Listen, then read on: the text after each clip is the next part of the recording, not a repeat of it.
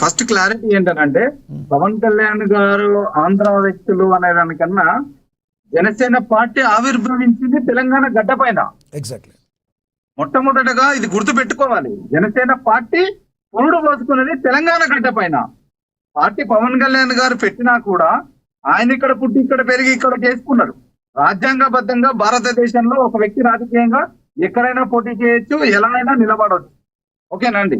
దీన్ని ఎవరి జాగిరి కాదు, ఎవరి సొత్తు కాదు. కవిత గారు వచ్చేసి ఇక్కడ రాజకీయ సినిమాలు చేసుకోవాలి, రాజకీయం చేయొద్దని అంటే వాళ్ళ తాత జాగిరి ఏం కాదండి.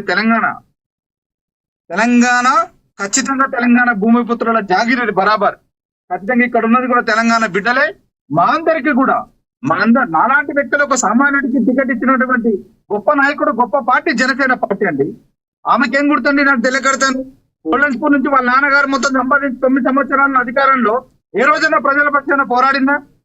ఏ రోజైనా ప్రజల పక్షాన నిలబడ్డదా? ఏ రోజైనా నిరుద్యోగుల గురించి అడిగిందా?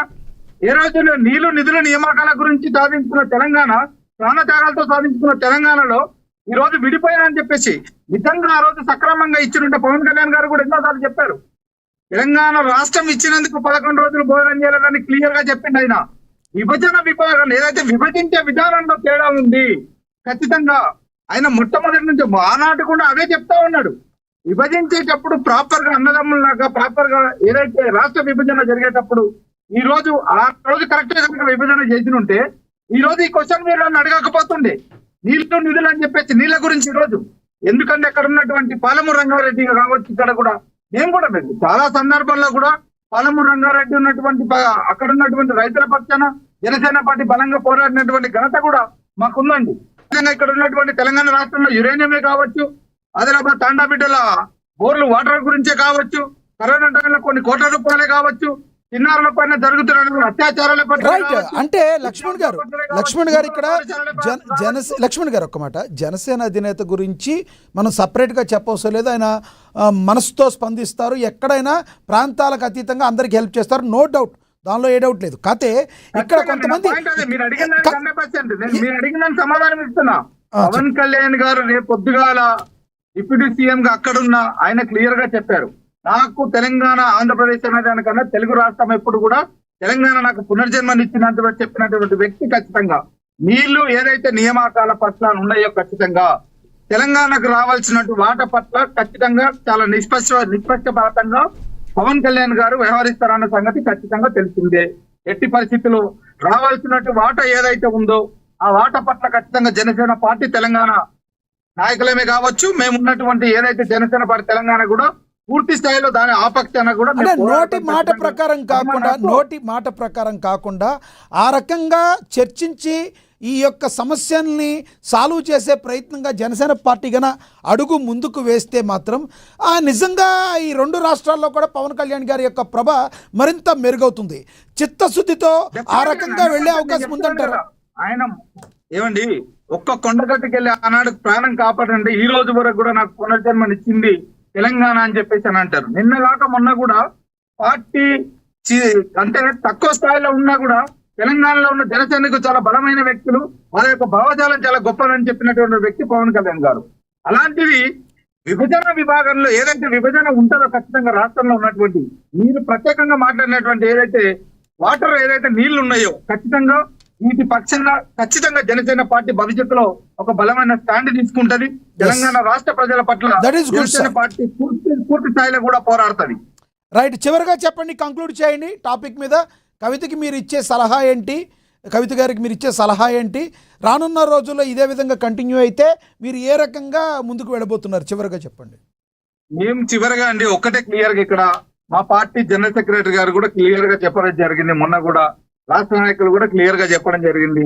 కవిత గారు బేసిక్ గా ఇప్పుడు దేశం భవిష్యత్తుపై పవన్ కళ్యాణ్ గారి యొక్క ఆలోచన విధానం, దేశంలో ఉన్నటువంటి యువత, తెలంగాణ రాష్ట్రంలో ఉన్నటువంటి యువత ఈ రోజు తెలుగు యువతని ఏ దారిలో తీసుకెళ్లాలి, జెన్జీ అని ఇప్పుడు యొక్క బలమైన యువతని దేశ భవిష్యత్తు కోసం ఏ రకంగా వెళ్ళాలి, జనసేన పార్టీ దేశ భవిష్యత్తుని తిరగరాసే ఒక ఆలోచన దిశగా ఈ రోజు అడుగులేస్తా ఉన్నాం. మీ అందరికీ కూడా తెలుసు, మొన్న కూడా ఢిల్లీలో అన్ని రాష్ట్రాల దగ్గర నుంచి కూడా కీలకమైనటువంటి వ్యక్తుల ద్వారా అక్కడ కూడా కార్యక్రమం చేయడం జరిగింది. క్లియర్ గా ఒకటే అండి, కవిత గారు ఈ రోజు కొత్తగా ప్రత్యేకంగా వచ్చి పవన్ కళ్యాణ్ గురించి మాట్లాడుతున్నారంటే ఖచ్చితంగా ఆమెకు అందరి గురించి మాట్లాడడం అయిపోయింది. ఏ వ్యక్తి గురించి మాట్లాడితే నాకు రాజకీయ మనుగడ ఉంటది అని చెప్పేసి ఈ రోజు పవన్ కళ్యాణ్ గారి పైన ఆరోపణలు చేయడం జరుగుతుంది. ఖచ్చితంగా అమ్మా, నువ్వెప్పుడు కూడా పవన్ కళ్యాణ్ గారి గురించి మాట్లాడితే నీకు రాజకీయ మనుగడ ఉండాలంటే ఆడబిడ్డల పైన మా పార్టీ అధినేతకి ఎప్పుడు కూడా ఒక బలమైన సానుభూతి ఉంటది. మా ఇంటి బిడ్డగా భావిస్తాడు కాబట్టి ఆయన గతంలో కూడా చెప్పారు, ఎంతో మంది ఆయన గురించి మాట్లాడుకుంటే సరే నా గురించి మాట్లాడితే వాళ్ళకి ₹4 ఇస్తే యూట్యూబ్ పరంగా 4 మంది వాళ్ళని కూడా గుర్తుపడతాను ఒక ఆలోచనతో ఉన్నారు ఆయన కూడా చెప్పింది. కాబట్టి ఖచ్చితంగా ఆమె మాట్లాడినటువంటి మాటలు మేము పూర్తి స్థాయిలో తీసుకొని, ఇలాంటి వాళ్ళు చాలా మాట్లాడతారండి. ఎందుకనంటే గత ప్రభుత్వంలో ఉన్నది వాళ్ళే కదా. ఆ రోజు కూడా ఏ రోజు కూడా కనీసం ప్రజల గురించి ఆలోచించలేదు ఆమె. ఆమె సొంత ఎప్పుడు ఆస్తులు కూడబెట్టుకోవడం కోసం, ఆమె యొక్క నిధుల కోసం, ఆమె యొక్క ఏదైతే ఆ యొక్క రాజ్యసభ కోసమే పోరాడింది తప్ప ఏ రోజు కూడా తెలంగాణ అస్తిత్వం గురించి ఏ రోజు కవిత గారు కూడా మాట్లాడిన దాఖలు ఎక్కడ కూడా లేదు. ఈ రోజు కేవలం అధికారం కోసం మాత్రమే నువ్వు ఒక కొత్త పార్టీ పెట్టి ఇంకా మళ్ళీ దాంట్లో నుంచి జనాల కోసం అని చెప్పి నేను అమ్మని మీ అందరికి కూడా నేను ఉంటానని చెప్పేసానంటే ఏమండి, ఈ రోజు తెలంగాణ రాష్ట్రం వచ్చి 12 సంవత్సరాలు దాటి 13 సంవత్సరాలకు అడుగుపెట్టిన తర్వాత ఎంతో మంది పసిపాపలు వాళ్ళ పైన జరుగుతున్నటువంటి అత్యాచారాలు ఎన్నో ఉన్నాయండి. ఒక్క రోజు కూడా గలమెత్తిన పాపన లేదు ఈ ఆడబిడ్డ, ఈ అమ్మ. ఇలాంటి వ్యక్తి ఈ రోజు తెలంగాణ రాష్ట్ర ప్రజల గురించి మాట్లాడే హక్కు కవిత గారికి ఎక్కడుందని నేను అడుగుతా ఉన్నా. దయచేసి, ఎందుకనంటే అసలు ఇంతసేపు కూడా ఈ 1 అవర్ కూడా ఆమె గురించి డిస్కస్ పెట్టడం కూడా వేస్ట్ అండి. ఇలాంటి వ్యక్తులు అలా గాలిలో వచ్చి ఇలా కొట్టుకోపోతారు. నిజంగా ఇందాక మిత్రుడు అన్నట్లు ఆమెకి ఇలాగా సభ పెడితే 100 చైర్లు కూడా చుట్టుపక్కల నిన్నవండి. అలాంటి వ్యక్తి, కనీసం ఆ తాత లేని వ్యక్తి కూడా పవన్ కళ్యాణ్ గారి గురించి మాట్లాడుతున్నారంటే తాత్కాలికంగా రాజకీయం చేయాలనుకుంటున్నారా? లేదంటే తెలంగాణలో మీరే చెప్పారు ఎన్నో ప్రాబ్లమ్స్ ఉన్నాయి, వాటి పరిష్కారానికి చిత్తశుద్ధిగా తెలంగాణ జనసేన పార్టీ పనిచేస్తుందా? మీరు గట్టిగా చెప్పగలరా? అన్ని సమస్యల మీద పోరాడుతుందా? ఖచ్చితంగా అండి, 100% నేను ఖచ్చితంగా చెప్పగలను. తెలంగాణ రాష్ట్ర యువత భావి భవిష్యత్తు కోసం ఖచ్చితంగా జనసేన పార్టీ పాటుపడుతుంది. మీరు అన్నట్లు నిధులు నియామకాలు ఏటి పట్ల అయితే ఉందో ఖచ్చితంగా వాటన్నిటి పట్ల ఖచ్చితంగా గలం ఎత్తుతుంది.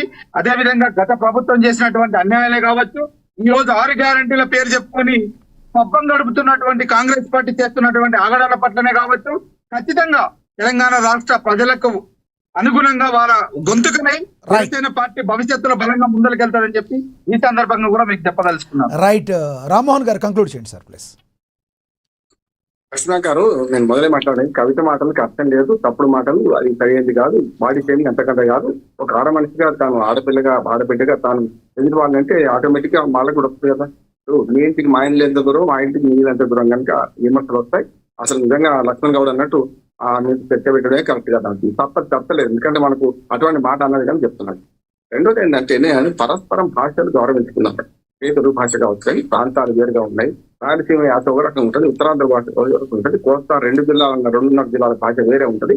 ఇవాళ మంచి చెట్టు అస్తిత్వ పోరాటం జరిగింది, విడిపోయింది. ఒక రకం చెప్పారంటే 2 రాష్ట్రాలకు ఇడుపుకాయడం జరిగింది. ఇడుపుకాయడం జరిగినాక మళ్ళీ మొదటి కరెక్ట్ గా ఉంటారు. కొందరు ఒక దుర్మార్గుడు మాట్లాడుతున్నాడు, కానీ ఏదో పేరు పెట్టుకొని ఒక పోస్ట్ పెట్టడం వల్ల దాని మీద వచ్చిన మొత్తం వివాదం కలిగింది.